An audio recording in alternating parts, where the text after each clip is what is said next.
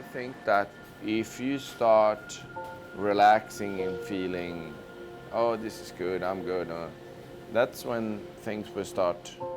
You have to constant try to push, improve. You always want to constant improve, you know, so unfortunately.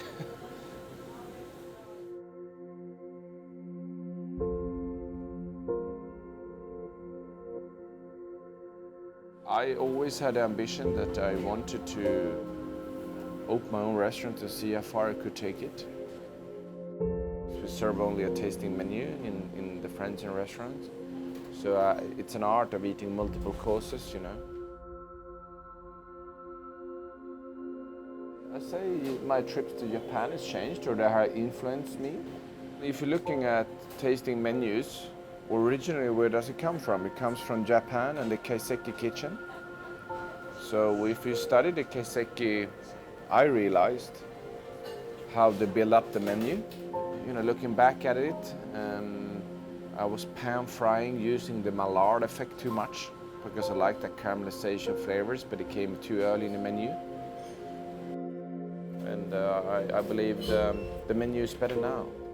There's a lot less lactose and gluten and fat in my food since then, because I felt like we were feeding them too much. I would say it's a lot lighter.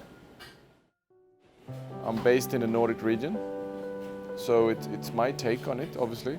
In the Nordic region, we do a lot of pickling and fermenting because of the seasons. In the winter, it's really winter. So originally, it used to be a way for people to survive. So they were fishing in the lakes in the summer, and then they needed to preserve the salmon to survive and have salmon over the winters.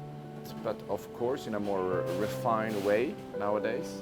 So, you know, it's a lot of Nordic ingredients, but it might be sometimes some philosophy about Japan. But I think the two of them really match well together also because presentation and aesthetic-wise, the Nordic generally can be also as naked as Japanese. Lamb in dill or veal in dill is a very traditional Swedish stew, you know, with a heavy bechamel or heavy sauce. Here it's a lot lighter. It's turned into a tartar, but it's really the mix of sour and salt.